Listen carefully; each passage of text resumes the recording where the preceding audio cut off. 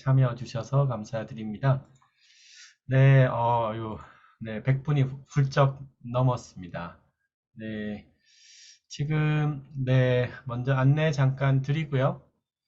네, 오늘 강좌는 전국의 유치원, 초중고등학교, 네, 공식 공문이 발송이 되었고, 아마 그 관계 학부모님들, 또 학교 관계자분들, 또 오늘의 또 주최 기관인 글로벌 사이버 대학교 그 평생교육원 그리고 내교육 단과대학 공동 기획으로 진행을 현재 하고 있습니다. 그래서 아마 내교육학과, 브레인 트레이닝학과 학우분들도 조금 보이시는 것 같고, 네, 학부모님들도 아마 조금 보이시는 것 같고, 또 아마 브레인 트레이너 협회에서도 조금 들어오신 것 같으네요. 네, 반갑습니다. 그 화면 켜신 분들 한번 같이 인사해 볼까요? 반갑습니다. 네, 우리 연사분도 입장해 계신데요. 네, 정각 8시가 되었으니까 그럼 저는 이제 오늘 연사분을 오프닝 소개해 드리려고 나왔습니다. 네, 먼저 인사드리고 오늘의 그 BT 아카데미 특강을 시작하겠습니다. 반갑습니다. 네, 반갑습니다. 네, 저는 오늘 앞에 오프닝 그리고 마칠 때 그 마무리 그 역할을 할 글로벌 사이버 대학교 내교육 단과 대학 네, 그리고 내교육학과의 학과장을 맡고 있는 장래혁 교수라고 합니다. 네, 얼굴이 조금 익숙한 분들도 몇 분 보이시고 아마 오늘 뭐 지금 거의 아마 시작하고 조금 지나면 한 200분 가까이 아마 되실 것 같아서 처음 들어오신 분도 있으실 것 같고요. 또 일선 학교에 계신 학교 관계자분, 그리고 이제 오늘 주제가 또 스마트폰 중독 시대, 네, 이런 또 키워드에 맞게 관심 있는 분들도 들어오셨을 것 같습니다. 저희 BT 아카데미, 네, BT 아카데미는 4월부터 매월 한 차례씩 진행을 하고 있습니다. 내교육 특성화 대학이자 또 뭐 BTS 모교로도 유명한 한류 대학인 글로벌 사이버 대학교 평생교육원에서 일반 대중을 위한 무료 특강으로 매월 한 차례씩 진행을 하고 있고요. 네, 그래서 연령이 굉장히 다양하다는 거. 그리고 지난 4월부터 BT 아카데미는 외부의 전문가 분들, 그리고 또 대학의 교수님들과 이렇게 릴레이로 무료 특강을 해 오고 있습니다. 네, 뭐 그 정신과 전문의가 했던 적도 있었고요. 또 두뇌 관련한 CEO께서 했던 적도 있었고요. 오늘 9월은 8월을 한번 띄고 이제 추석이 지나고 바로 시작하는 5번째 BT 아카데미인데요. 오늘 연사는 좀 특별한 분을 모셨습니다. 어, 저희 이제 오늘의 공동 기획 주관인 글로벌 사이버 대학교 내교육 단과대학에서 보면 청주 협력기관 네, 센터장을 맡고 계시고 또 우리나라 유일의 두뇌 훈련 분야의 국가공인 자격이 있습니다. 바로 브레인 트레이너인데요. 요즘 뭐 학교 현장에서도 뇌파도 많이 찍고 또 유치원에서도 뇌 관련 얘기를 많이 하고 있고 네, 이제 일상으로 두뇌 훈련, 뇌 활용, 뇌교육 이런 키워드들을 이제 많이 접하는 시대인데 오늘 그 현장에서 교육의 현장에서 누구보다 이런 국가공인 브레인 트레이너로서의 아주 대표적인 활동을 하고 계시는 네, 그 특별한 연사분을 초청을 했습니다. 네, 인생 2막을 너무나 멋지게 펼치고 계시는 분이고 네, 우리 최연아 대표님이신데요. 오늘 아마 브레인 트레이너 자격을 이 얘기를 좀 들으신 분들도 좀 많이 들어오실 것 같은데, 네, 뇌과학 시대에서 뇌 활용 시대로 전환되는 시점에서 학부모라면 또 어떤 상담 관련한 코칭 분야에 있는 분이라면 또 학교의 관계자 분이라면 오늘 특강에 조금 집중을 해 주셨으면 하는 그 바람입니다. 네, 그래서 다양한 사례들 포함해서 오늘 그 발표를 해 주실 거고요. 오늘 지금부터 9시 30분, 네, 그 전에 이제 조금 마무리 질의응답 시간 조금 있을 것 같고요. 마무리 때 또 안내를 드리는 걸로 하겠습니다. 자, 그럼 오늘의 그 BT 아카데미 9월의 연사분을 네, 큰 박수로 모시겠습니다.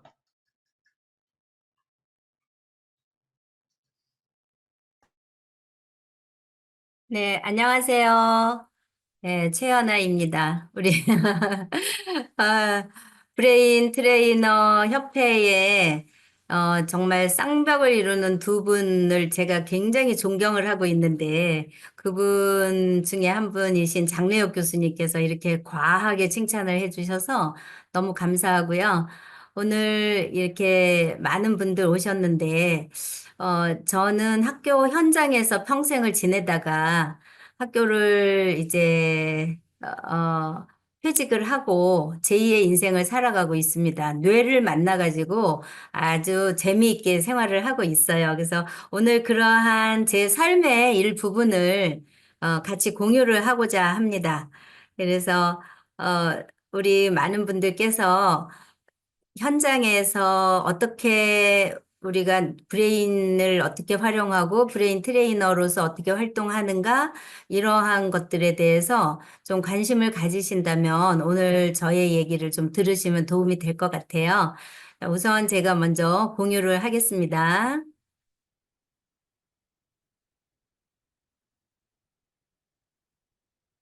네, 반갑습니다. 오늘 저희가 이제 나눌 이야기는 몸, 마음, 뇌의 균형 잡기. 스마트폰 중독 시대를 그런 상황에서 뇌를 살리는 방법이 뭘까? 어떻게 하면 자연스러운 우리의 뇌를 행복하게 살 수 있을까? 이런 생각을 하면서 저는 몸, 마음, 뇌에 대해서 굉장히 꽂혀 있거든요. 그래서 그런 부분에 대해서 저의 경험담을 중심으로 오늘 말씀을 드리려고 합니다. 우선 이 숫자가 의미하는 의미가 뭘까? 한번 상상해 보시겠어요?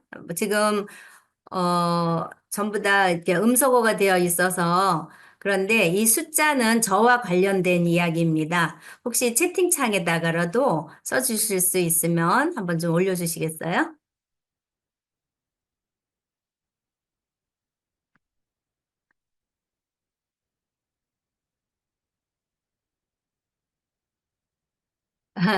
자, 힌트 드릴게요, 힌트.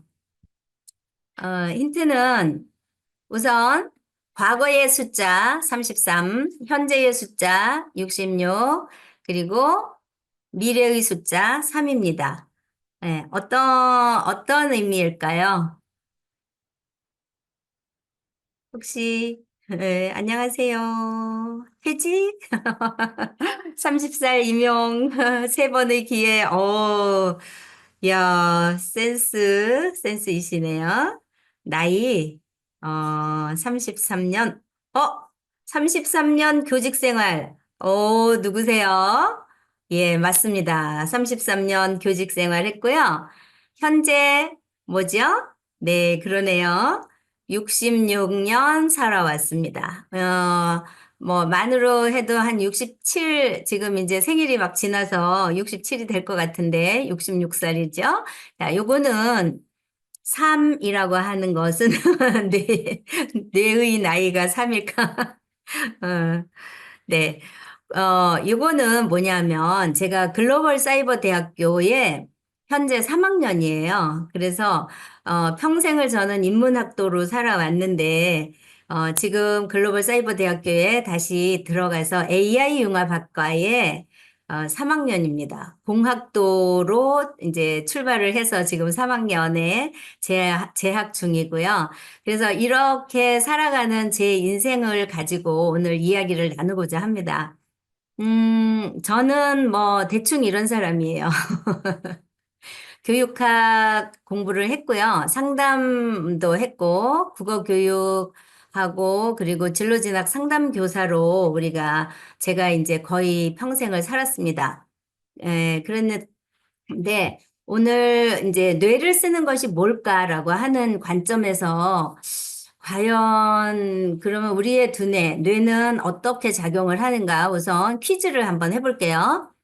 1번부터 5번까지의 아이들이 있는데 이 아이들 중에서 누가 이 하트를 밟을 것인가? 자, 요거를 한번 해보시겠어요? 번호를 적어 주시겠어요? 번호 올라오면 제가 답을 말씀드릴게요. 자, 1번부터 5번까지 누가 받을까? 예, 찍어보세요. 3번, 2번, 5번, 3번, 3번이 맞네요. 자, 그러면 출발합니다. 띵띠리띵띵, 띵띵. 아, 1번 당첨되신 분, 박님하고 송님하고, 한님, 저요, 좋아요. 네네. 네, 1번, 네, 맞추셨어요. 자, 섭섭하시죠? 다시 한 번 더 기회를 드릴게요. 한 번 더 다시. 자, 준비. 자, 몇 번일까요? 다시 한 번 찍어주세요. 5번? 4번? 네, 좋아요. 자, 갑니다. 출발! 와, 5번 맞았습니다. 5번. 네. 예, 5번. 와우. 두 개 다 맞추신 분. 손 들어볼까요? 네. 이렇게 지금 우리가, 어떤 분 이렇게 말씀하셨는데, 자, 이거 지금 우리가 뇌를 쓰고 있죠.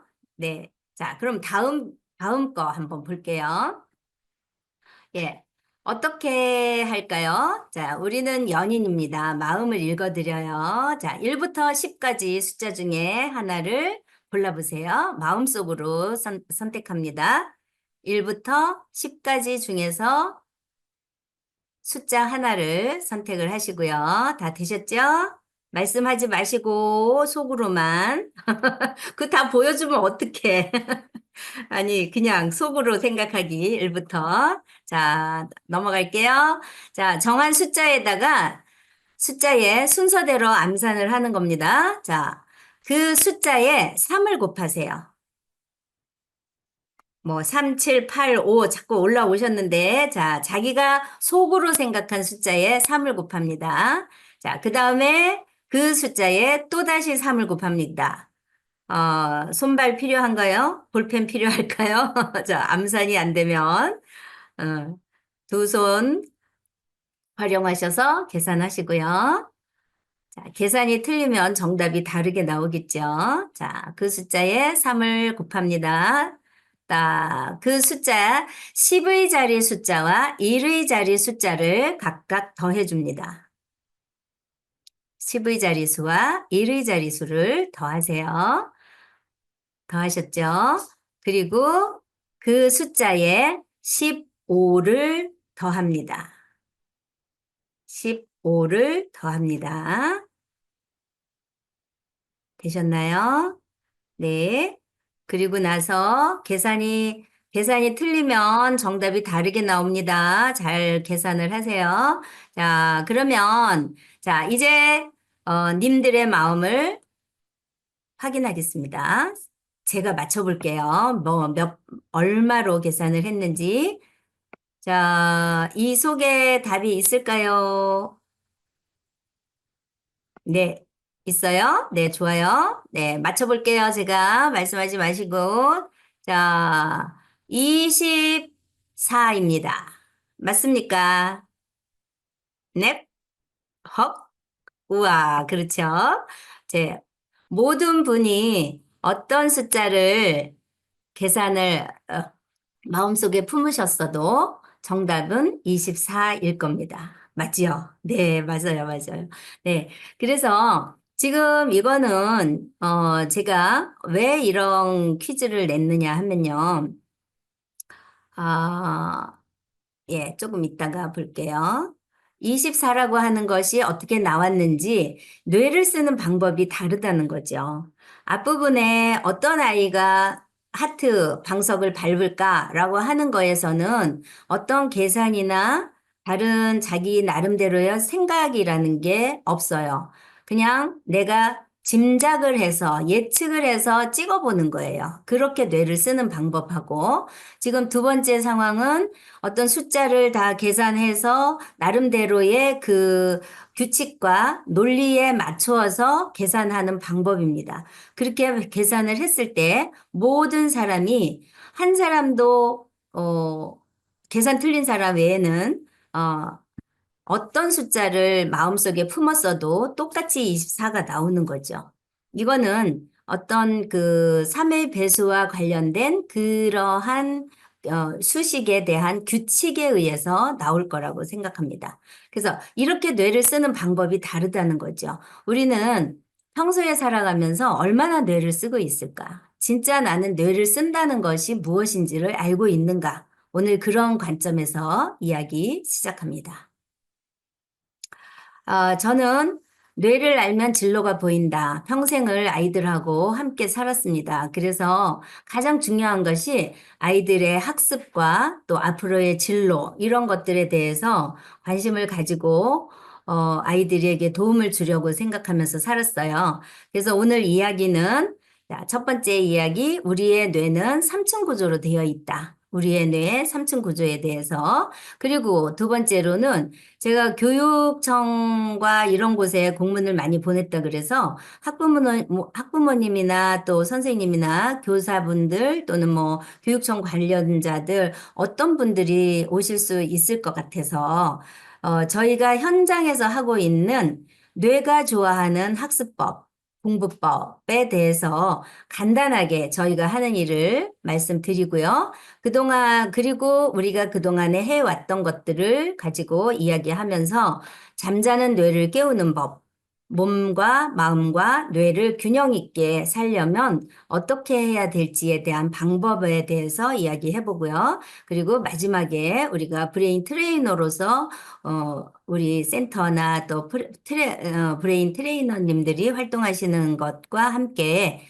우리 센터에서 하는 일들을 안내해 드리도록 하겠습니다.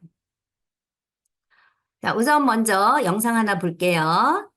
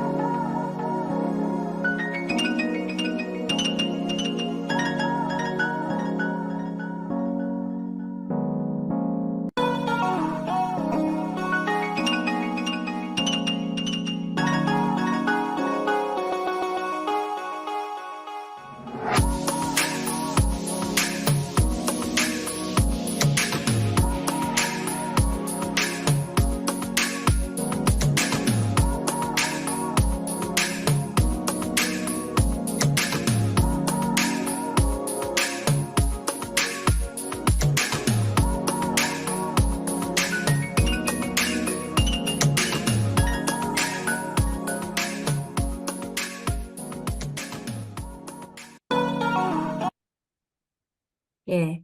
저희가 주로 하고 있는 일의 중요도가 몸, 마음, 뇌를 균형 있게 쓰기. 그래서 학교나 또 학생들, 또 학교 밖 청소년들, 이런 학생들을 대상으로 저희가 교육을 하면서 이거를 굉장히 강조를 하고 있거든요. 폴 맥클린 박사가 얘기하기로 우리의 뇌는 3층으로 되어 있다. 3층 구조로 되어 있다라고 합니다. 그래서 어, 가장 안쪽에 있는 뇌간이라고 하는 부분은 자율, 신경체로 우리의 생명을 유지하는 몸을 담당하는 부분이라고 할 수 있어요. 그리고 그 위에 관련되어 있는 부분이 마음, 변형계, 대뇌 변형계라고 하죠. 여기는 편두체와 해마가 그쪽에 붙어 있어요. 그리고 가장 바깥에 있는 것이 대뇌 피질. 그래서 우리가 보통 머리라고 하면 이 대뇌 피질이 하는 활동을 가지고 머리라고 이야기를 많이 하는데 사실은 우리 뇌는 몸과 마음과 머리가 같이 연관이 되어 있는 것으로 이해를 하시는 것이 옳습니다.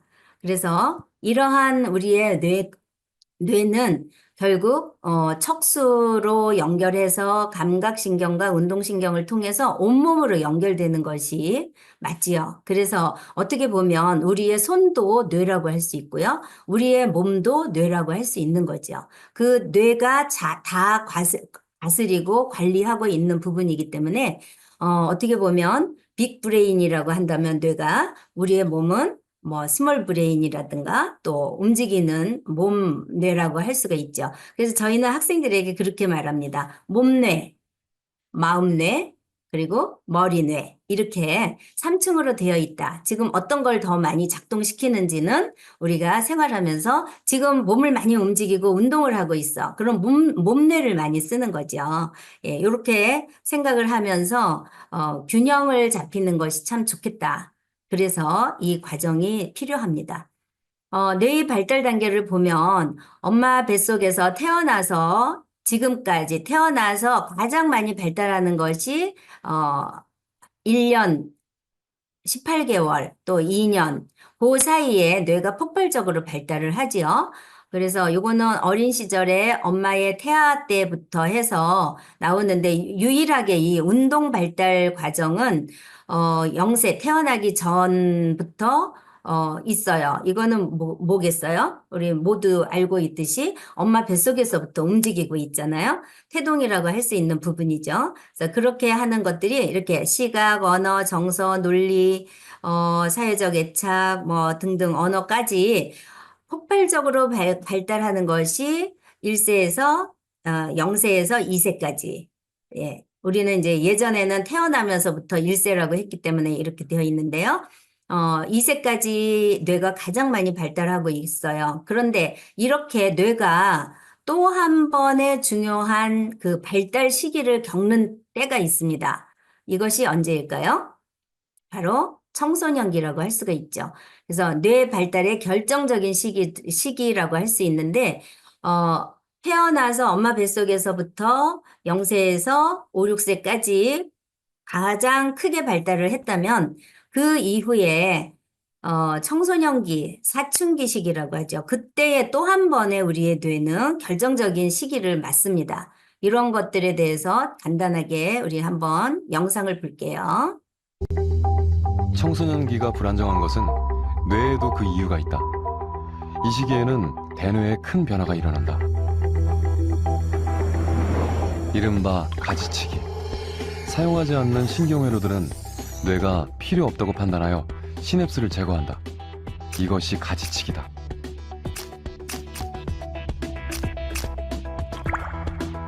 인간의 뇌 중에서 가장 늦게 성장하며 감정 조절 기능을 담당하는 전전두엽. 청소년기에는 전전두엽의 가지치기로 인해 감정 조절 기능이 현저히 떨어진다. 그리고 이 시기는 전전두엽의 미성숙과 동시에 편도체를 비롯한 변연계가 발달하여 감정 자극에 예민해진다. 공포나 분노를 담당하는 원초적 감정기관에서 감정 처리를 하다 보니 부정적인 감정 반응이 증가하게 된다. 네. 우리의 뇌가 부정적이라고 하는 것이, 저는 처음에 되게 믿기지가 않았거든요. 저는 이제 그 크리스찬인데, 교회에서는 인간은 본래적으로 악하다라는 이야기를 하더라고요. 그래서 성악설을 믿는다고 했어요. 그래서 인간이 선한데 왜 악이라고 할까? 그러면서 뇌 공부를 하면서 그걸 이해를 했어요. 우리의 뇌는 본래적으로 부정적인 그런 것에 더 민감합니다. 왜냐하면 원초 시대에 우리가 살 때, 예, 그 다른 동물과 달리 인간은 되게 연약하잖아요. 무기도 없고, 이빨도 없고, 이런 것들, 털도 없고, 그런데 저쪽에서 부시럭 하는 소리가 났다. 그러면은 보통 어떻게 할까요? 내가 생명체라 하면 보이지 않는, 잘 모르는 부분이 있으면 그쪽에 가서 반갑게 다가서 어머 저게 무슨 소리야 하고 다가가기보다는 저게 뭐지 하고 경계를 하게 되는 거잖아요. 이런 것들이 이제 뇌가 살아남기 위해서 일단은 경계하는 마음을 갖게 된다. 그래서 우리의 뇌는요, 본능적으로 부정적인 것에 되게 반응을 잘 해요. 그래서 우리 어머님들 잘 아시겠지만 유치원에 아이를 보내놓고 나면 뭐부터 배워온다 그러죠?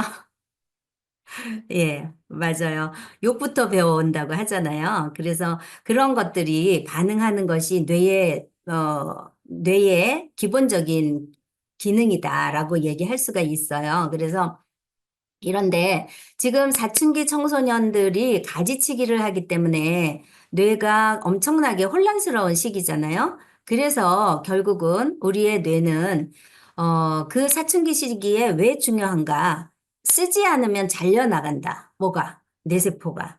쓰지 않는 거. 그동안에 엄마 뱃속에서부터 태어나서 뇌가 1,000억 개의 뇌세포를 갖고 태어나는데 그 1,000억 개의 뇌세포를 많이 사용하고 쓰다가 이제 이 청소년기가 되면 더 이상 쓰지 않는 뇌세포를 어떻게 한다고요? 잘려 나간다. 가지치기를 한다는 거죠. 그래서 이 가지치기를 하는 시기가 청소년기이기 때문에 이때가 바로 우리, 말씀하신 것처럼 질풍노도의 시기, 뭐, 사춘기 시기, 이렇게 얘기를 하잖아요. 그래서 그 아이들도 자기의 그 감정이나 이런 거를 주체할 수가 없기 때문에 그런 현상이 일어나죠. 그래서 사춘기 청소년 시기가 그때가 바로 뇌가 가장, 어, 활발하게 변화되고 또 사용하지 않는 뇌세포를 자른다, 잘려나간다라고 하는 것은 기존에 가지고 있는 뇌세포도 많이 있지요. 잘려나가도 뭐 그거 큰 영향력은 없겠지만 그래도 그러한 가지치기를 많이 당하지 않게 하려면 어떻게 해야 될까? 우리의 뇌는 최대한 많은 정보를 갖기 위해서 그러한 시냅스끼리의 정보를 연결을 해야 되는 거죠.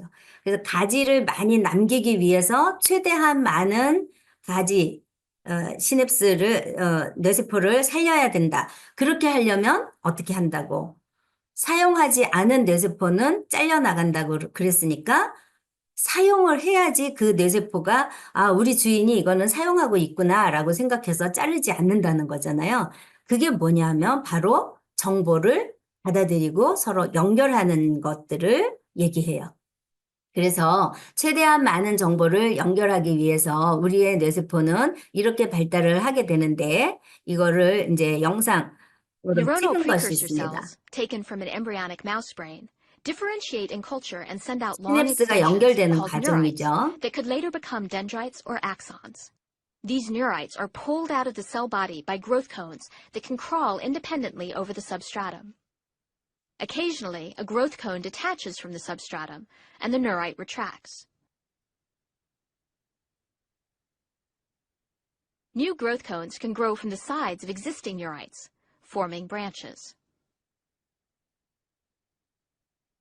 네. 이렇게 뇌세포가 연결이 되는 것이 이게 성장이라고 할 수 있는데요.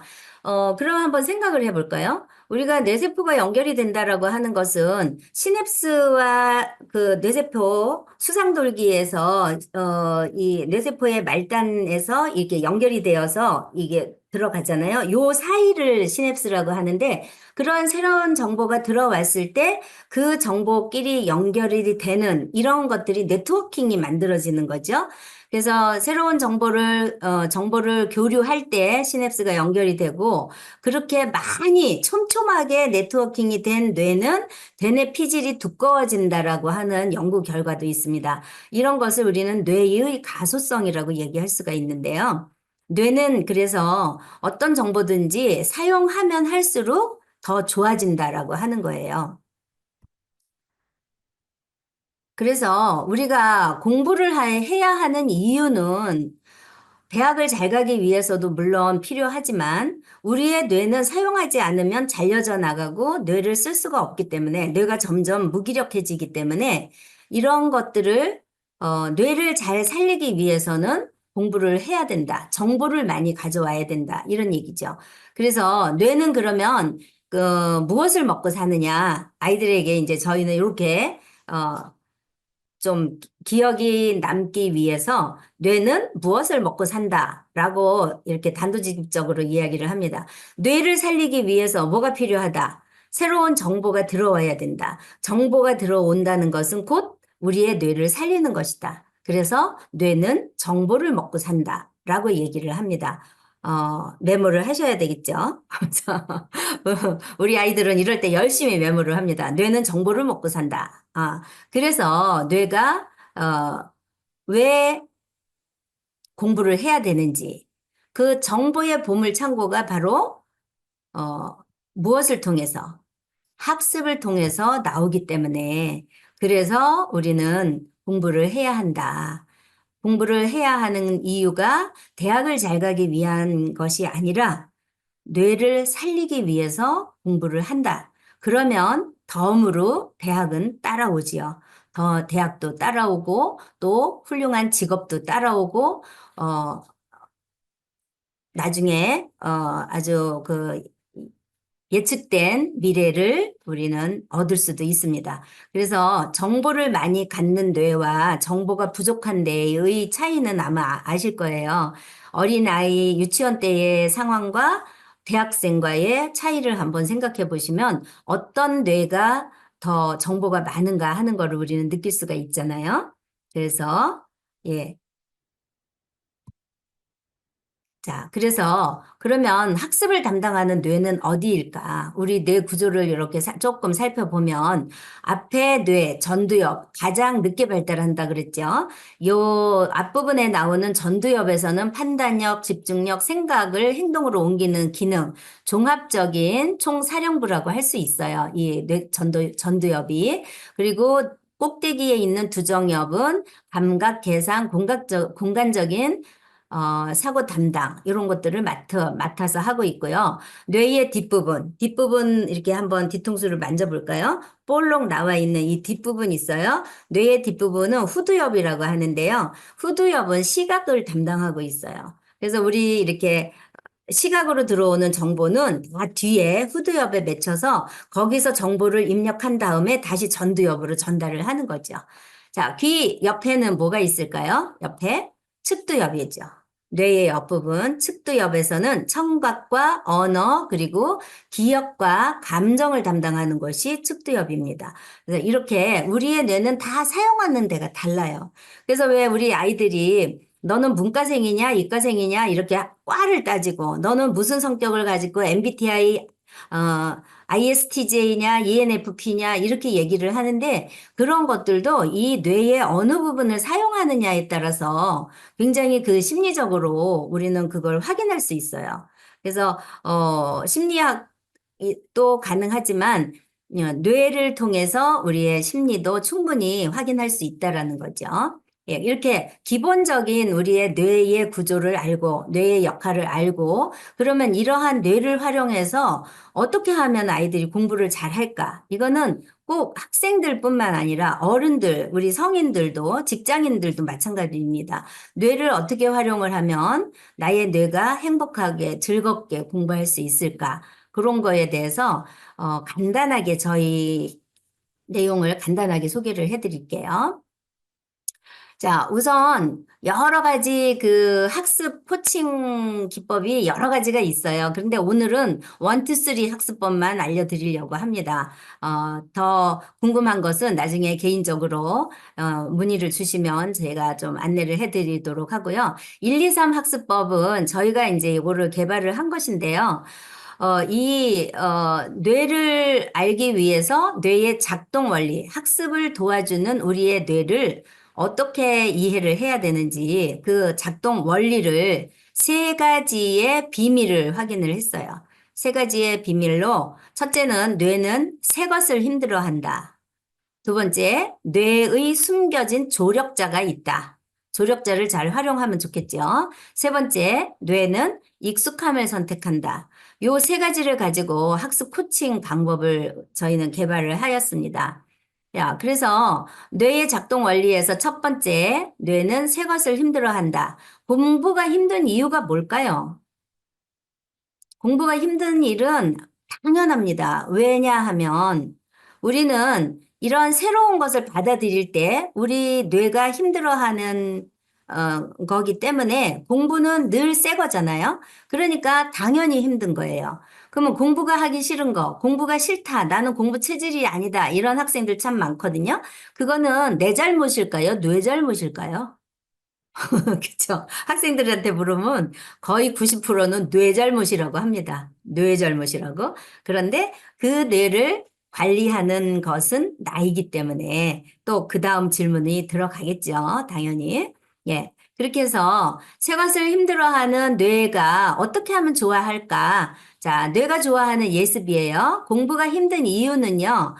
에너지를 많이 쓰기 때문에 그래요. 새로운 정보를 받아들일 때 우리의 뇌는 가장 에너지를 많이 씁니다.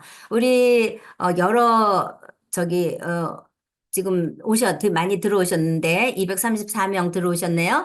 자, 우리가 늘 가던 길을 가면 그게 좀 돌아가거나 이렇게 해도 운전을 하고 가면 편안해요. 근데 새로운 길을 개발을 하고 새로운 안 가본 길을 가려고 하면 어때요? 엄청나게 손에 힘이 들어가잖아요. 핸들을 꽉 쥐고 긴장을 해서 눈을 부릅뜨고 앞을 바라보면서 운동을 하게 돼요. 이런 것들이 뭐냐면 그만큼 뇌가 에너지를 쓰고 있다라는 거거든요. 그게. 예. 그리고 그러한 뇌를 잘 움직이려면 어떻게 해야 될까요? 예. 긴장 많이 되죠. 어떻게 하면은 뇌를 잘 움직일 수 있을까? 그죠? 예. 그런데 우리의 뇌는요, 재미있게 만들어주면 잘 해요. 그래서 아이들에게도 항상 재미와 이 즐거움을 함께 동반을 시켜주면 공부하는데 되게 도움을 줍니다. 그래서 공부를 어떻게 재미있게 하느냐, 그러시겠죠? 예. 그래서 이러한 것을 어떻게 하면은 가만히 우리 뇌의 특성에 맞게끔 공부를 잘 할 수가 있을까? 첫 번째, 111 예습법이에요. 예습입니다. 예습하는 방법. 첫 번째, 훑어보기.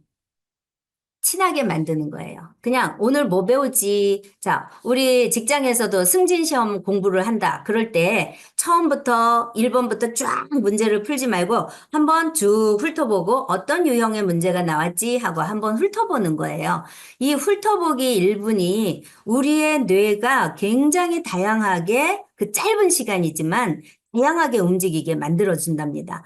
뭐냐면 한번 처음 봤을 때 새로운 거를 보는 것이 부담스러운데 살짝 훑어보는 거는 크게 부담을 안 줘요. 그리고 뭔가 전체적인 틀을 보기 때문에 앞으로 뭘 배울지에 대해서 궁금해하고 또 집중하기 위해서 힘든데 그러한 것들에 대해서 우리 뇌를 안심을 시켜준답니다. 그래서 이렇게 훑어보기 1분만 하면 나중에 수업 시간에 선생님이 설명을 할 때도 저거 내가 아까 본 건데? 하고 뇌는 친하게 느끼는 거죠. 그래서 친하게 만들어주는 방법이죠. 자, 1분 훑어보기. 그 다음에 두 번째, 학습 목표 한 목소리로 읽기. 한 목소리로 읽기. 하나의 목소리로 또 나 혼자 읽어도 괜찮아요. 학습 목표 읽어봅니다. 귀로 들리게 읽어야 돼요. 눈으로 읽는 게 아니라 귀로 들리게 읽어야 합니다. 아까 청각은 어디로 받는다 그랬죠? 옆에 있는 측두엽에서 받습니다. 청각이. 그러면 귀로 들어오는 정보는 측두엽에서 받는데 이 측두엽에는요. 편도체하고 해마가 그 옆에 붙어 있어요. 그래갖고 그 편도체는 감정을 담당하고 있고요. 해마는 기억을 담당하고 있잖아요. 그래서 그 청각의 효과가 우리의 뇌를 깨워주는 역할을 하는 거죠. 그래서 기억을 할 수 있도록 도와주는 것도 이 청각적인 효과예요. 그래서 한 목소리로 학습 목표를 한번 크게 읽었을 때 나 혼자서라도 크게 읽었을 때 그 소리를 내가 다시 들으면서 우리는 뇌가 굉장히 활성화되는 거를 느낄 수가 있습니다. 이거는 되게 과학적인 실험에서도 연구가 되어 있는 내용이고요. 그 다음에 질문 한 가지 만들기. 질문을 한 가지를 만든다. 오늘 배울 내용을 또는 오늘 연구해야 될 회의에 들어가는 직장인들도 마찬가지고요.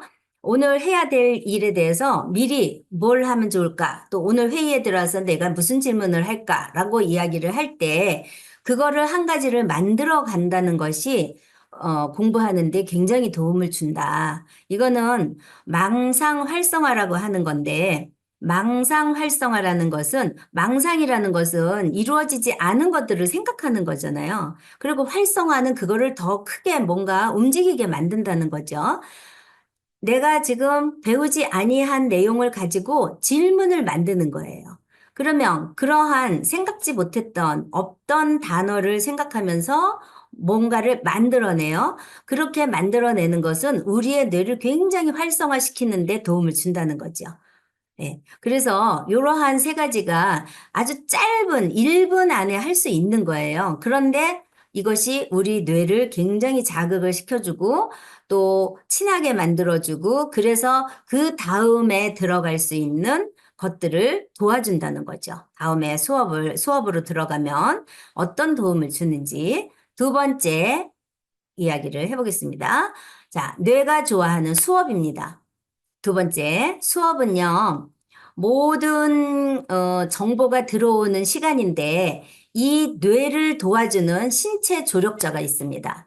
이 조력자들은 우리가 공부를 하는 동안에 온몸을 활용해서 할 수 있도록 도와주는데, 온몸을 활용하자. 그리고 기억 단추를 만드는 방법이에요.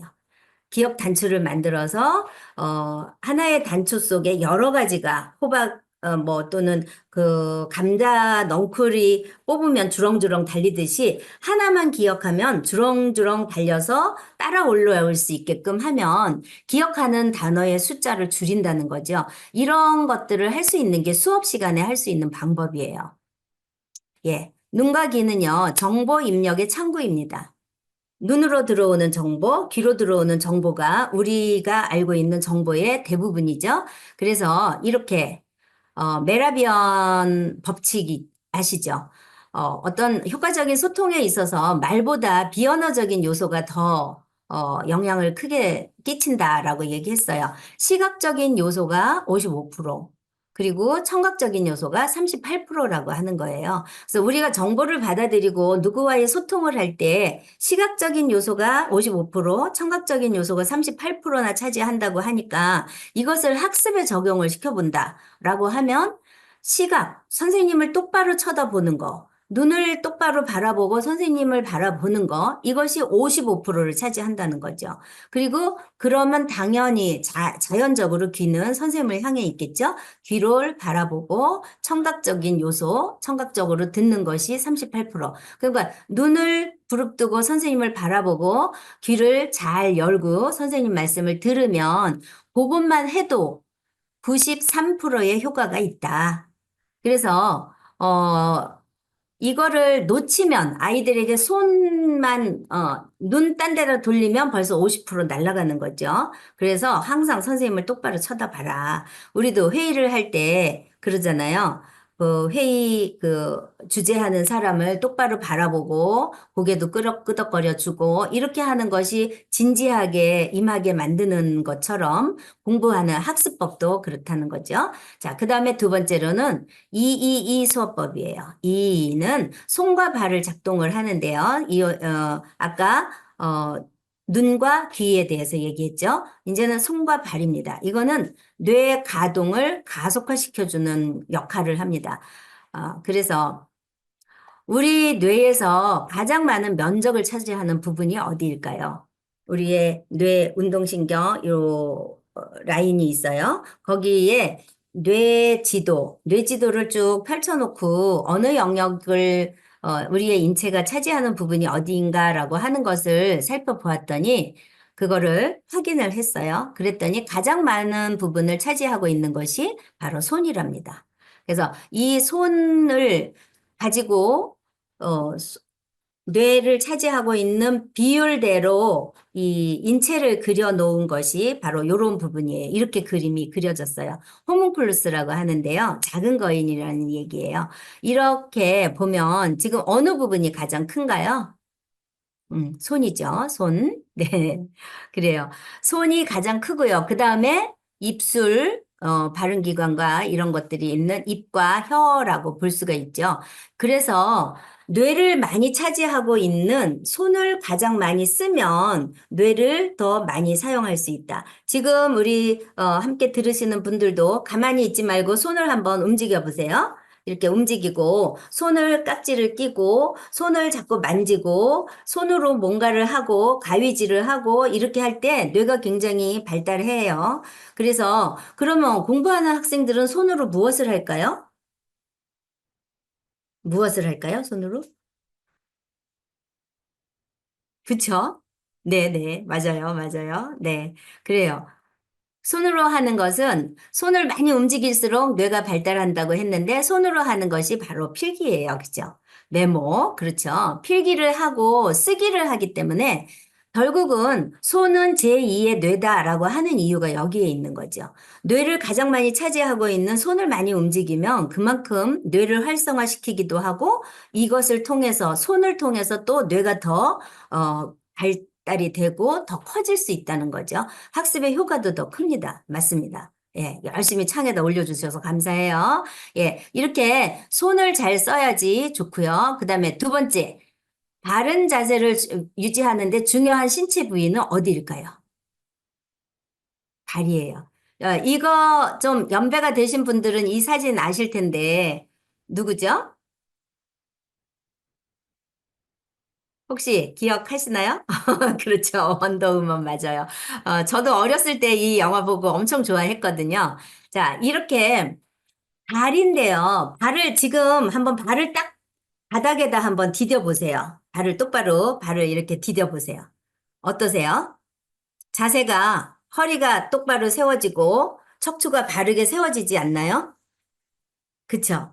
두 발을 바닥에다가 이렇게 대고 똑바로 서면 허리, 척추가 교정이 되고 똑바른 신체, 똑바르게 자세를 유지할 수가 있어요. 그래서 어느 연구자의 논문에서 봤는데요. 이 원더우먼 자세를 이렇게 자세를 양다리 딱 걸치고 허리를 하고 어깨 쫙 펴고 이렇게 서가지고 이렇게 하는 자세를 10분씩 하도록 그렇게 시험 집단에게다가 시킨 경우가 있었어요. 이것을 하루 10분씩 이렇게 해서 뭐 한 어느 정도 기간이 지났더니 그 학생들에게서 굉장히 자존심이나 자신감이 늘었다라고 하는 연구 결과가 있었습니다. 그래서 이렇게 똑바른 자세를 하면 그만큼 우리의 몸이 바르게 되고 그렇게 바른 자세는 바른 정신을 불러온다고 하잖아요. 틀린 말 아니겠죠? 그래서 두 발을 바닥에 대고 똑바로 앉으면 척추가 바르게 되고 그러면 공부하는데도 훨씬 집중력이 올라간다는 거죠. 그래서 이 발을 바닥에 대고 등을 바로 세운 자세는 우리의 의욕과 의지를 상승시킨다고 합니다. 그래서 이렇게 똑바른 자세를 하게 되면 자신감을 키워준다고 합니다. 그래서 자, 처음에 눈과 귀가 필요하죠. 그 다음에 손과 발이 우리의 뇌를 도와줍니다. 그리고 세 번째로는 입과 고개예요. 고개, 끄덕끄덕. 입. 이거는 장기 기억 전환의 촉매제라고 할 수가 있는데요. 장기 기억은 수업 시간에 배우는 또 우리 일상 속에서 들은 여러 가지 정보는 단순 기억이에요. 단기 기억에 저장이 됩니다. 단기 기억은 용량의 한계가 있어요. 그래서 많이 저장할 수가 없어요. 수업 시간에 주시는 모든 선생님들의 정보를 그대로 다 내가 다 기억하고 머릿속에 저장할 수 있다면 얼마나 좋겠습니까? 그런데 그렇지가 않아요. 한계가 있기 때문에 어느 정도 지나가면 그 더 이상은 머릿속에 저장이 안 돼요. 그렇기 때문에 제2의 전두엽, 두뇌를 꺼내서 해야 되는 것이 바로 그게 메모예요. 메모를 해 놓으면 그 메모장이 나의 전두엽 역할을 하는 거죠. 그래서 메모를 하면 일단 뇌를 비우잖아요. 비우고 나면 다른 정보를 또 받아들일 수 있어요. 그래서 굉장히 메모가 중요하고, 그런데 이렇게 나의 뇌를, 머리, 입, 이런 것들을 받아들일 때, 입과 고개는 어떤 역할을 하느냐, 장기 기억의 전환으로 갈 수 있다 했는데, 바로 이것이 아하가 메타인지를 부른다 했습니다. 아하는 뭘까요? 아하, 그거였어? 아하, 알아들었어. 네, 그렇죠. 이해를 하는 거예요. 이해를 했을 때 나도 모르게 고개가 끄덕끄덕거려지고요. 자, 그러면 우리는 메타인지가 뭔지 아시죠? 메타인지는 내가 아는지 모르는지를 아는 능력이라고 했어요. 그러면 아하를 했을 때, 나는 이거 이해했어. 나는 이걸 알아들었어. 알아들었다. 내가 알고 있다. 라고 하는 것을 받아들이는 거죠. 네. 그쵸? 감탄, 긍정. 예, 비슷한 말죠. 그런 에너지들이 우리의 뇌 속에서 작동을 하게 되면, 그만큼의 뇌가 활성화된다는 거죠. 메타인지 작동이 내가 아는 것과 모르는 것을 알게 돼요. 아는 것 그러면은 각인 효과로 머릿속에 정보가 재구조화로 저장이 될 것이고, 내가 모르겠다. 잘 모르겠는데 하면 고개가 까우뚱 하잖아요. 그럼 선생님은 다시 설명을 하실 거예요. 그 아이를 보고. 그럼 다시 설명을 해주면, 평소에 고개 잘 끄덕거리고 공부 잘하던 친구가 고개를 까웃거리고 이렇게 하고 있어요. 그러면, 제가 이해가 안 됐구나. 그걸 본 선생님은 다시 설명을 하실 거죠. 저도 교직에 있을 때 그렇게 했습니다. 열심히 잘 하던 아이가 반응이 뚱하다. 그러면 다시 설명하게 되거든요. 그랬을 때에 내가 모르는 것에 대해서 다시 피드백 학습을 하게 되고 이것을 재인지해서 다시 내 머릿속에 저장을 하게 되는 효과를 얻게 되는 거죠. 그래서 아하. 감탄사, 긍정, 이해했다라고 하는 표시예요. 그런 거를 하면서 고개도 끄덕끄덕 거려주는 것이 우리의 뇌를 활성화시키는 데 도움을 준다. 그래서 수업 시간에는 눈으로 선생님을 똑바로 바라보고 귀로 잘 듣고 그리고 손으로 필기하고 발을 바른 자세로 키우고 허리를 바로 세우고 그리고 아하 입으로 감탄사하고 또 질문을 있을 때 말로 얘기하고 그리고 또 고개도 끄덕끄덕 거려가면서 내가 아는지 모르는지를 확인할 수 있는 본인이 확인하는 것이 또 중요하죠. 남들이 아는 것도 선생님이 알아주는 것도 좋지만 본인이 내가 이 정보를 알았다라고 하는 것도 뇌에다가 굉장히 큰 역할을 하는 거예요. 이렇게 수업 시간에는 이렇게 우리의 뇌가 이제 그렇게 1, 2, 3, 2 수업법을 했어요, 지금. 그래서 수업의 완성은 결국 습득이에요. 뭔가 정보를 습득하고 그리고 그것을 저장을 해야 되잖아요. 저장을 해야만 이것이 내 머릿속에 저장이 되어서 이것이 언젠가 필요할 때 꺼낼 수 있어야 되겠죠. 그래서 저장을 하는 방법으로 해마 학습법, 메타인지 학습법 이렇게 얘기하는데 해마는 기억을 도와주는 학습법이잖아요. 그래서 이런 부분에 대해서 설명을 드릴게요. 영상 하나 보시고요.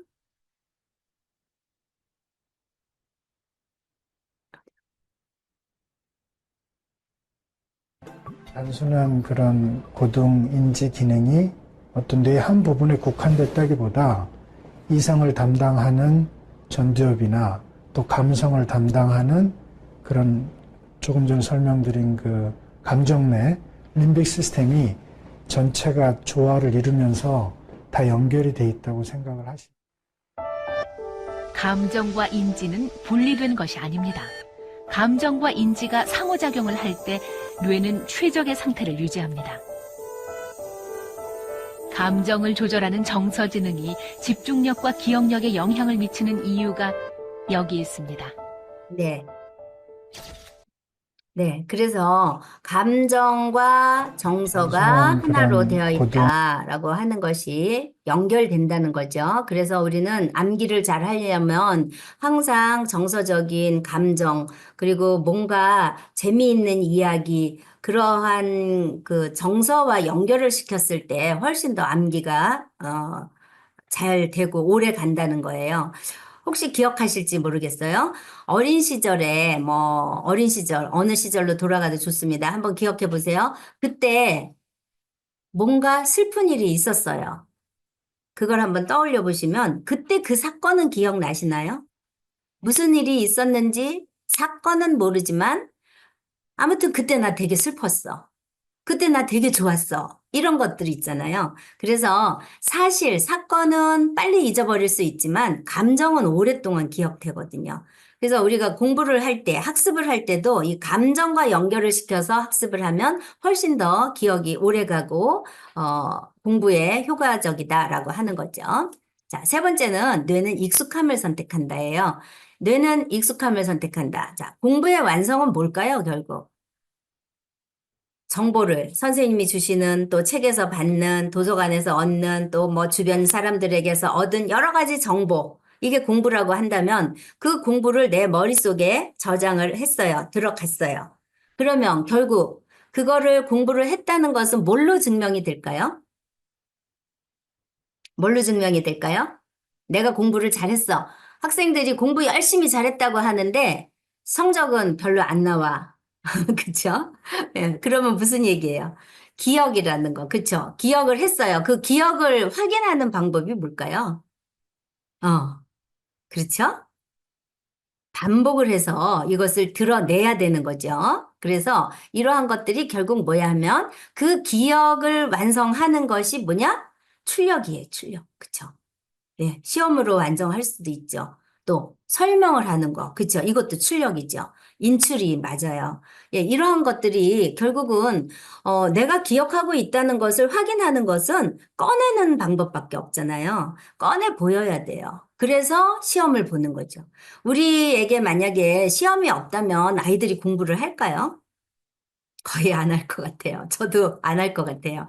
시험이 있기 때문에 어쨌든 간에 그 점수를 받기 위해서 공부를 하는데 그것이 그 시험이라고 하는 스트레스와 갈등과 이 어려움 또 막 반복되는 학습 이런 걸 통해서 우리 머릿속에 정보를 저장하게 되는 거죠. 근데 시험 끝나고 나서 다 날라갔다. 이러면은 뭐 할 게 없잖아요. 그죠? 그거는 공부가 된 게 아니죠.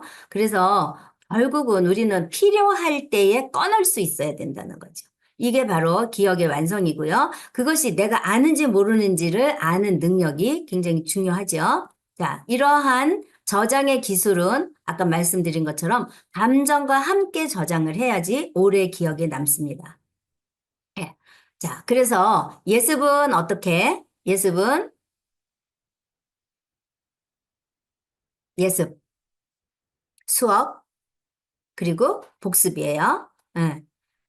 자, 예습은 한번 훑어본 거 111 예습법이었고요.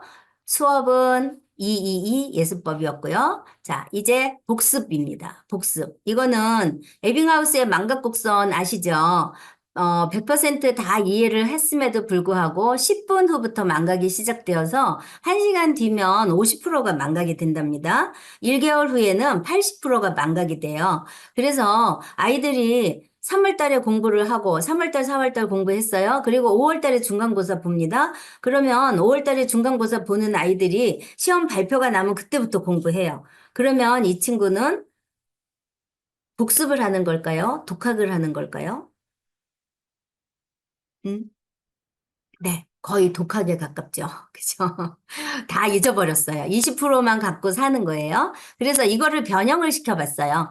잊어버릴만 하면 한번 반복을 하는 거예요. 그러면 이게 한 24시간이 연장이 된답니다. 24시간 지나면 또 잊어버려요. 또 망각이 일어나요. 그럼 또다시 한번 반복을 하죠.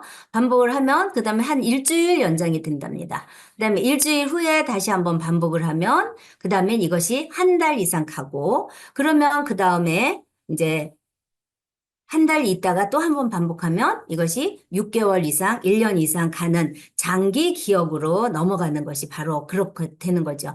그래서 바로 공부했어요. 그리고 하루 공부하고, 그 다음에 일주일 뒤에 한 번 하고, 한 달 뒤에 다시 한 번 되돌리고, 이렇게 하면 장기 기억으로 넘어갈 수 있다. 한 4번 정도 반복을 하면 가능하다라는 거죠. 단기 기억에 있던 정보는 휘발성이 있어서 날아가 버린다 그랬죠. 근데 장기 기억으로 일단 저장을 하면 이것은 오래 갑니다. 그래서 여기까지는 반복을 해야지 공부를 했다라고 할 수가 있는 거죠. 예. 그래서 그래서 어떻게 하느냐? 자, 우선 333 복습법이에요. 골든타임 3분입니다. 끝나고 나서 3분 안에 노트 한 번 읽기예요. 3분 안에. 3분을 해도 좋고요. 자, 그 다음에 하루가 지나도 50% 날아간다 그랬죠? 그래서 취침 전에 한 30분 교과서 읽기. 오늘 배운 내용을 노트를 읽던지 교과서를 한번 읽어보는 거예요. 그리고 세 번째로는 주말에 3시간. 그래서 일주일 후에 내가 이걸 아는지 모르는지를 확인하기 위해서 주말에 문제풀이 과정을 한 번 더 한다. 이런 과정을 가지면 이 친구들이 3번을 반복하게 되죠. 그래서 이러한 시스템을 우리 학교에서도 반영을 했어요. 끝나자마자 선생님들이 마지막 끝날 때 오늘 뭐 배웠지? 하고 반복해 주잖아요.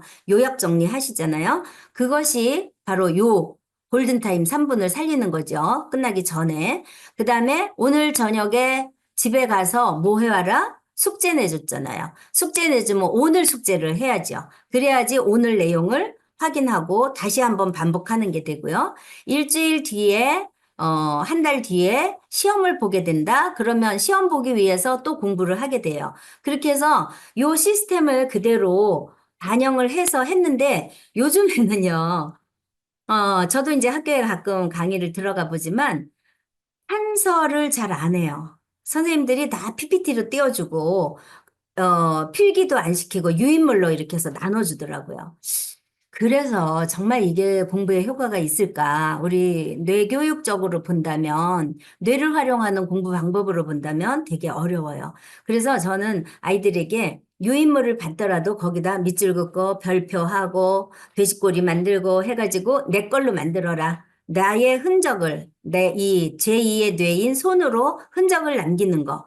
그래서 여러분들도, 직장인들도 그렇게 하시잖아요. 만약에 승진 시험을 본다 그럴 때 밑줄 긋고 막 형광펜 긋고 막 여러 가지를 쓰잖아요. 이렇게 많이 표시를 해놔야 그게 내 영역 표시를 하는 거죠. 나의 능력을 기억을 살리기 위해서 그래서 맞아요. 내 걸로 만들기 위해서 열심히 이렇게 밑줄을 해야 됩니다. 그렇지 않으면 이거는 다 날아가 버리는 것들이 되죠. 그래서 이렇게 333 복습법. 예. 이렇게 공부를 하는 이런 아이들을 통해서 저희가 이제 학교에 이 학습 코칭도 하지만 이 뇌를 활용해 갖고 어떻게 하고 있는지 이러한 내용을 잠깐 소개를 해 드릴게요. 전 학생들을 대상으로 해서 청소년 수련원이나 이럴 때 임원단들 리더십 캠프 같은 거 이렇게 이런 것도 운영을 하고 있고요. 이때는 MBTI를 갖고 들어가서 학생들을 지도를 했었거든요. 그래서 각각 유형별로 나누어서 인사를 나누었고요. 또 학습 코칭을 하는 것은 학교에 많이 들어가요. 이거는.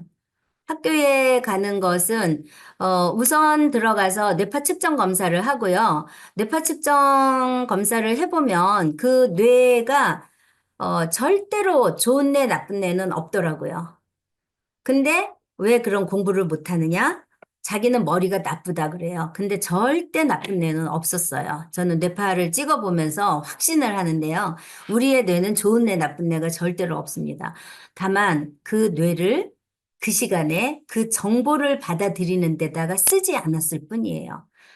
학교 수업 시간에 선생님 말씀 안 듣고 있다가 밖에 나가서 뛰어논다 할 때는 얼마나 눈빛이 반짝거리는 친구들 많아요. 그 친구는 그쪽에다 뇌를 많이 쓰는 거죠. 그래서 이러한 것들 측정하고 우리의 뇌에 대한 인식을 바꿔주고 있어요. 그렇게 하고요. 그리고 이러한 활동지 여러 가지 아이들과 활동 뇌파도 찍고요. 이렇게 경기도에 있는 학교에 가서 이런 프로그램도 진행해 봤고요. 충북에 있는 학교에서도 학습 코칭 여러 곳에서 진행을 많이 했습니다. 저희가 뇌파를 이렇게 많이 찍는데 이런 뇌파를 찍을 때에 주로 이제 박람회나 학교에서 교육 프로그램 축제하고 그럴 때 이제 부스 운영하기도 하거든요. 그래서 이렇게 실시간 뇌파도 찍고요. 그리고 또 스마트 브레인 뇌파도 찍으면서 이제 활동을 하기도 합니다. 또 이렇게 마인드 케어라 그래서 이거는 조금 준의료 장비라고 제가 알고 있는데 이거는 몸의 신체적인 나이와 또 여러 가지 뇌의 나이 이런 것들을 측정할 수 있는 이런 부분들이 있어요. 이건 주로 이제 어르신들을 대상으로도 많이 하고 있고요. 또 아이들에게 집중력 훈련하기 위해서 펌펌 브레인이라 그래서 이런 것들을 가지고 또 아이들에게 활동을 나누어 주고도 있습니다. 그래서 이렇게 공부를 하는데 아이들이 뇌를 활용해서 공부를 하면 참 좋겠다. 1, 2, 3 학습법에 대해서 안내를 드렸는데, 그러면 우리가 평소에 우리의 뇌를 깨우려면 어떻게 해야 될까?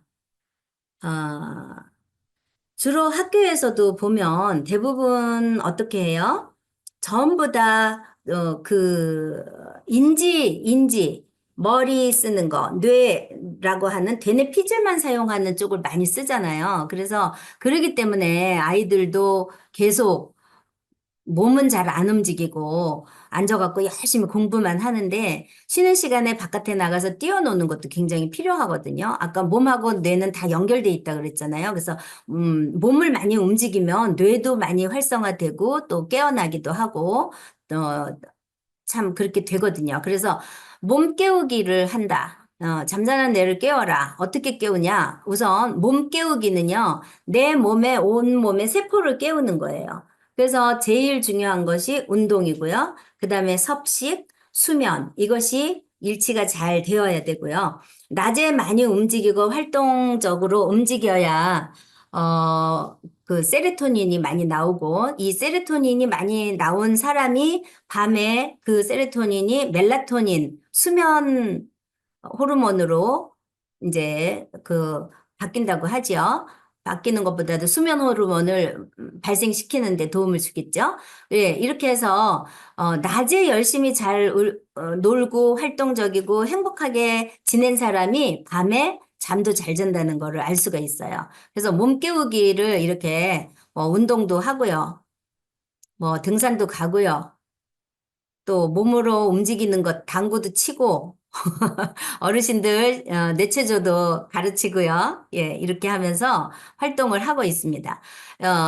어떤 거든지 내 몸을 자주 움직이고 그래서 활동적으로 움직이려면 내 몸의 모든 구석구석 뇌세포를 잘 깨워주는 게 중요해요. 지금도 이렇게 한번 두드려 보세요. 내 몸을 이렇게 지금도 가만히 앉아 있으면 엉덩이가 되게 힘들잖아요. 그러면 엉덩이를 한번 흔들어주고, 허리도 한번 흔들어주고, 이렇게 하면서 내 몸을 자꾸자꾸 움직여줘야지 몸이 깨어나거든요. 그래서 수시로 움직이고, 아침에도 운동하고, 이런 것들 하면서, 몸을 많이 깨워주는 것이 참 중요하다.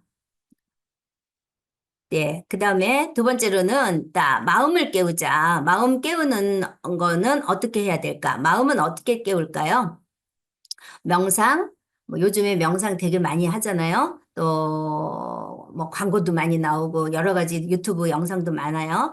그 중에서 우리의 뇌는 방향성을 갖고 있다 그러죠. 장래혁 교수님이 참 강의를 하실 때 저는 너무 감동적으로 들은 게 뇌가 방향성이 있어서 어떤 쪽으로 이거를 내가 방향을 잡느냐, 목표를 정하느냐에 따라서 그쪽으로 우리의 뇌가 작동을 한다라고 해서 저는 그게 너무 감동적이었어요. 긍정적인 마인드를 가진다. 네. 긍정적인 마인드를 가지고 항상 감사한 마음을 갖는 것이 내 마음의 정서와 감정을 깨우는 거라고 볼 수가 있어요. 그렇게 해서 이렇게 뭐 산에도 가고 참 철길에서 철없이 이렇게 하고 있어요. 아까 66이 뭐라 그랬죠? 제가 살아온 세월이라 그랬는데 여고 동창생들과 함께 이렇게 가가지고 이렇게 놀고 있었어요. 너무너무 재미있고 또 이런 즐거움을 느끼면서 마음으로 행복하게. 그리고, 이거 초상권 제가 허락받지 않았는데 남편입니다. 그래서, 예, 제 마음을 통해서 이렇게 시도 한번 써보고, 영원한 나의 친구. 어느덧 60년이 지났네. 가난한 배고픈 동네 함께 뛰어다니던 그대와 나. 한 가정 이루어 긴 세월 함께하니 돌아갈 길도 우리 둘이 손잡고 천천히 갑시다. 그대는 나의 영원한 친구. 이거 자작시입니다. 이런 것도 한번 해보고요. 그래서 마음을 서로 즐겁게 가지면 좋겠다는 생각입니다. 그리고 이제 뇌를 깨우는 건 어떻게 하느냐. 우리가 이제 뇌 깨우기는 가장 많이 하잖아요. 그래서 뇌는 사실 새롭게 뭔가 의식을, 아까도 사용하지 않는 뇌는 가지치기 당한다 그랬잖아요. 지금 우리는 가지치기는 뭐 굳이 아닐지 모르겠지만, 네, 안 해본 짓 해보면 우리의 뇌가 새로운 것에 더 활성화된다고 할 수가 있겠죠. 네, 그래서 이렇게 저는 안 해본 짓을 해봤습니다. 이거는 제페토에 있는 제 아바타고요. 이거는 이프렌드의 제 아바타예요. 옛날에 메타버스 한창 유행할 때 이런 거 한번 만들어 봤고요.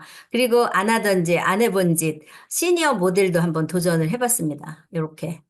예, 그래서 뭐 수상을 한 기록은 없지만 제 나름대로 무대에 서 봤다라고 하는 거, 이런 것들이 저는 되게 즐거웠고요.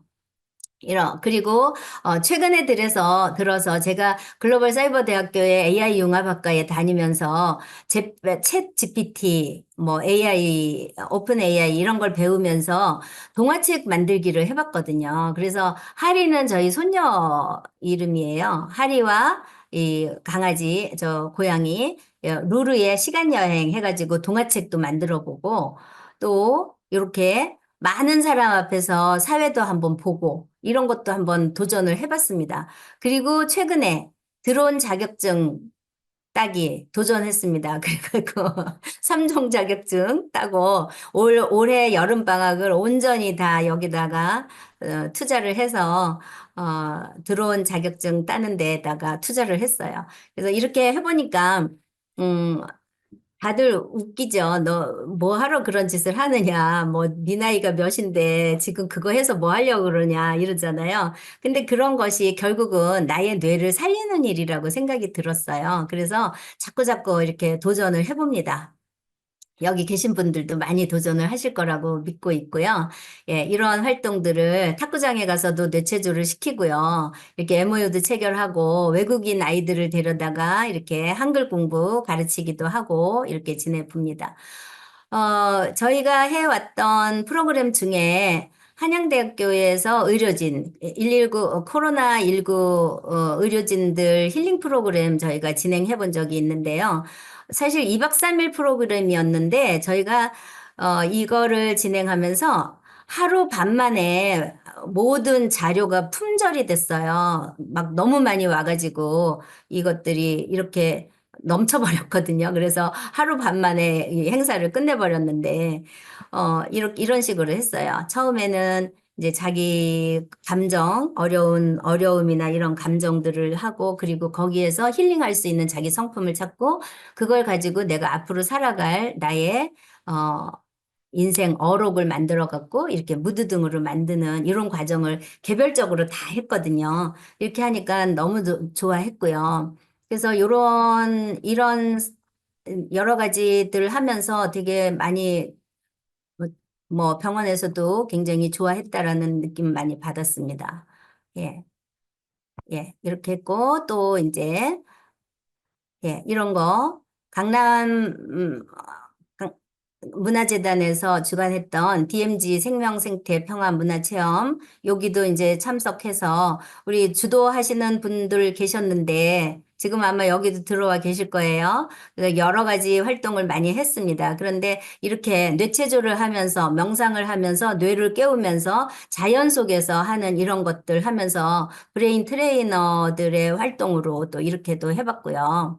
그리고 공기관에서 뇌파 측정하면서 부스도 운영을 해봤고요. 공기관 혁신 공무원들 역량 강화 운동으로 강화 연수로 제주도에 가서 2박 3일 이런 프로그램도 진행을 한 적이 있습니다. 정말 중요한 것이 요번에 브레인 트레이너 협회에서 부산광역시 교육청과 브레인 트레이너 협회가 함께 업무 협약식을 맺었다 그래서 저는 너무너무 부럽더라고요. 그래서 교수님 우리 충북에도 와주세요 막 이러면서 그랬는데 이제 오실 거라고 해서 기대하고 있습니다. 이제 공교육에도 브레인 트레이너, 브레인 뇌교육이 들어가고 있고요. 요즘에 어디 광고에서 보니까 대교가 어디에서 브레인 트레이닝이라고 하는 무슨 교육 자료를 광고를 하더라고요. 그거 어떻게 보면 우리 브레인 트레이닝 센터도 있고 여기서 더 많이 먼저 사용을 했는데 광고를 그렇게 상품의 이름을 브레인 트레이닝이라고 붙였더라고요. 그래서 이것이 이제 보편화되고 있구나라고 생각이 들었습니다. 네, 각지에서 많은 분들이 뇌파도 찍고 이렇게 진행을 하는데 이런 것들 하면서 어, 좀 주의를 할 것은 정말 국가에서 인정해준 국가 공인 브레인 트레이너 자격이 있거든요. 근데 이 자격을 가지 않은 분들이 그냥 무분별하게 뇌파도 찍고 이렇게 하는 분들도 있는 것 같아요. 근데 정말 이건 중요한 거잖아요. 우리의 뇌와 나의 나의 심리와 이런 것들이 다 연결되어 있는 것들을 하는데 제대로 공부해서 배워서 그런 것들을 잘 상담도 해주고 이러면 좋겠다라는 생각을 하게 됩니다. 그래서 현장에서 이런 것들이 많이 나오고 있으니까 정말로 이제는 아마 뇌 교육 시대가 되는 것 같아요. 간단히 요약을 해보면 뇌파 측정 검사를 각 학교나 기업체에서 저희가 많이 하고 있습니다. 그리고 두뇌 활용 학습 코칭 학생들에게 정말로 이거는 지금 저희가 프로젝트를 하고 있는 곳이 있는데요. 경기도의 뭐 고등학교인데 1학기 때 너무 아이들이 공부를 이런 뇌기반 공부 학습 코칭을 해서 너무 성적이 많이 올라간 친구들이 많았어요. 그러다 보니까 2학기 때도 해달라 그래서 지금 2학기 때 저희가 또 지금도 들어가고 있거든요. 그래서 이런 것들이 뇌를 기반으로 하는 것이 참 중요하다. 그리고 두뇌 활용하는 인성 캠프도 뇌를 다스리면 인성도 좋아집니다. 각 지역교육청의 공모 사업 같은 거 하고요. 시니어 진로 캠프나 지역청의 공모 사업으로 노인 어르신들에 대한 힐링 사업도 하고 있습니다. 브레인 트레이너들이 현지에서 자기의 직업과 연결을 해가지고 이렇게 다양하게 브레인을 사용하는 이런 것들이 있으니까 관심 가지시고 또 이렇게 봐주시면 좋을 것 같습니다. 예, 이렇게 무더위에 함께 와주셔서 너무 감사드리고요. 자, 마지막으로 한번 외쳐볼까요? 뇌를 깨우면 행복이 보인다. 감사합니다. 최연아였습니다.